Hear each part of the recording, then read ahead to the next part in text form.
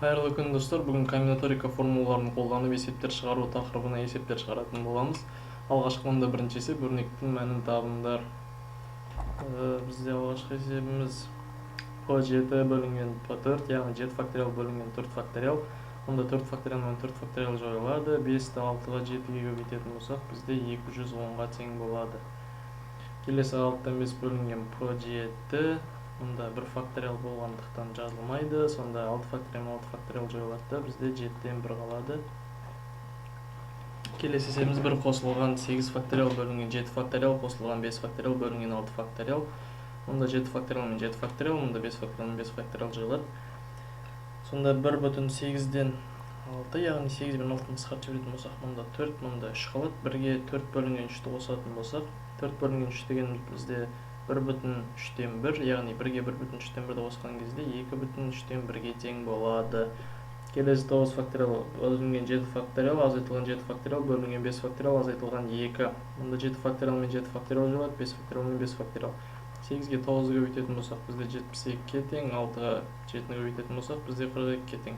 72-ден 42-ни азайтканда 30-га тең, 30-дан 2-ни азайтканда бизде 28-ге тең.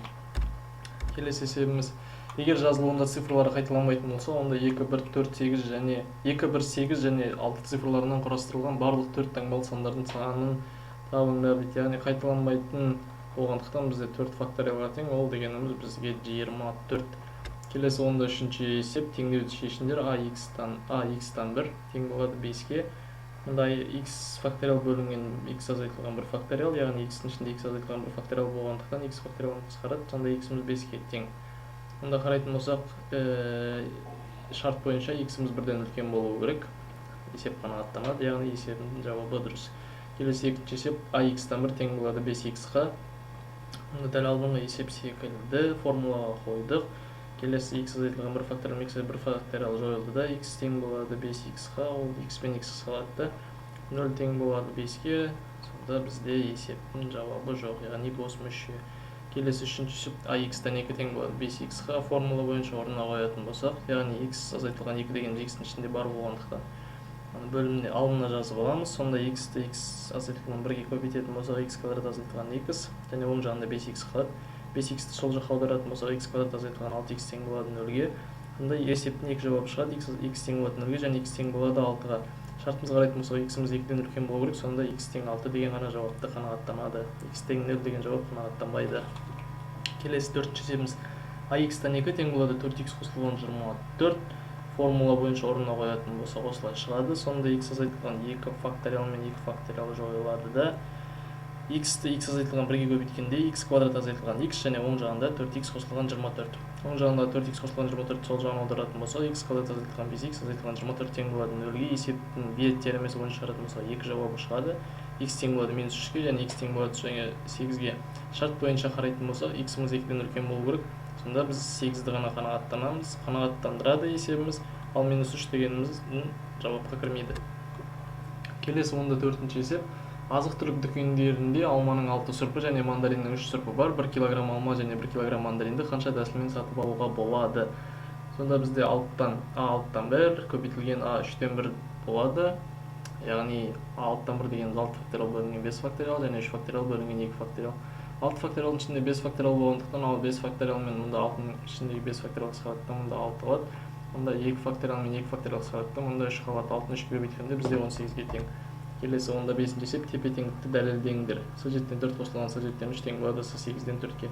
Формула боюнча орундарына коётун болсак, осулай чыгады. Формуланы ачатын болсак, мында 4 факториал менен 4 факториал жоюлады. 3-тү 2-ге көбөйтөтүн болсак, 6 жоюлат. Сонда бизде 5 көбөйтүлгөн 7 35-ге тең болот. Мында да дәл солай 4 4 жоюлат. Мында 6 2 менен 3 6 менен жоюлат. Сонда бизде экинчи бөлчөгүбүзде 35-ге тең, ал оң жагыбыз бизде 70-ге тең болду. Сонда биринчи эсеп теңдик далилденди, яғни 70 тең 70-ге. Экинчи эсебimiz s8-ден 4 косулган s8-ден 3 косулган s9-дан 5 тең болот s9-дан 10-га. Формула боюнча жазатын болсак, осулай болот. Және келесі формуланы ачып жазатын болсак, мында бир нече сандар кыскарган, яғни 4 факториал менен 4 факториал, 2 3 4 үшөүдө жоюлган, 8 менен және 6 менен жоюлганда мында 2 6 калат. 5-ти 2 және 7-ге көбөйтөтүн болсак, 70-ге тең болот. Келесі экинчи бөлчөгүбүз 56-га тең. және үшінші бөлшегіміз 126-ға тең. Ал оң жақ бөлігі бізде 252-ге тең болады. Сонда 252 252 тең, яғни теңдіктің жауабы дұрыс. Келесі үшінші есеп с 5-тен 0 қосылған с 5-тен 1 қосылған с 5-тен 2 және сол секілді с 5-тен 5-ке дейінгі қосындыларымыз 32-ге тең болуы керек. Бұны дәлелдеуіміз үшін әрқайсысын жеке-жеке табамыз. с 5-тен 0, с 5-тен 1, с 5-тен 2, с 5-тен 3, с 5-тен 4 және с 5-тен 5. Олардың жауаптары 1, 5, 10, 15 1-ге тең болды. Осының барлығын қосатын болсақ, бізде бұл 32-ге тең болды. Сонда теңдік дәлелденді. Келесі 16-шы есеп теңдер дейді. P4 бөлінген P8 көбейтілген A8-ден 4. Онда 4 факториал бөлінген 8 факториал көбейтілген 8 факториал бөлінген 8-ден 4 факториал формула бойынша жазылды. Сонда 4 факториал мен 4 факториал жойылды, және 8 факториал мен 8 факториал шығады, тең болады 1-ге. Екінші есебіміз 5 факториал бөлінген 9 факториал көбейтілген 9 факториал бөлінген 9 азайтылған 5 факториал.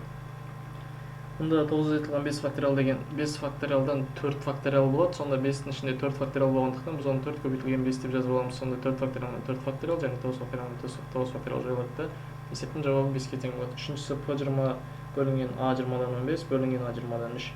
Біз мұнда алғашында формула бойынша орындарына, мына жерге дейін формула бойынша орындарына қойып алдық. Және келесіде бөлу болып тұрған жерлерді көбейту болып орындарына ауыстырып жаздық. Сонда 20 факториал мен 20 факториал жойылды. Және 5 факториал көбейтілген 17 факториал бөлінген 20 факториал қалды. Онда 17 факториал мен 17 факториал жойылды да. Ал мұнда 1-ден 5-ке дейінгі көбейтіндер, яғни 5 факториал, ал бөлімінде 18 көбейтілген 19 көбейтілген 20. 20 факториал мен 5 көбейтілген 4 қысқарады, 18 факториал мен 2 көбейтілген 3 қысқарады, 6 қысқарады, 18-ден 3 болады. Сонда жауабымыз 1 бөлінген 57 және төртінші есебіміз P14 бөлінген A14-тен 10 бөлінген S6-тан 5 және S11-ден 11. S11-ден 11 дегеніміз ол бізден 0 факториалға тең. Есептің формула бойынша орындарына қойып алдық. Және келесіде бізде бөлінділерді көбейтуге алмастырдық, орындарына ауыстырып. Сонда 14 факториал мен 14 факториал жойылды, 5 факториал мен 5 факториал жойылды.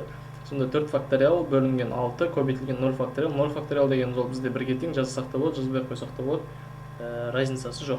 Яғни 4 факториал дегеніміз 1 көбейтілген 2 көбейтілген 3 көбейтілген 4-ге тең. Сонда 2-ге 3-ті көбейткенде 6, 6 мен 6-ны кешіріңіздер достар, 6 мен 6-ны қысқартқан кезде бізде есептің жауабы 4-ке тең болды. Назарларыңызға рахмет. Бұл бізде А деңгейінің есептері болатын. Келесі видеода бұйыртса Б деңгейінің есептерін талдайтын боламыз. Каналға лайк басамыз, тіркелеміз және қолдаймыз.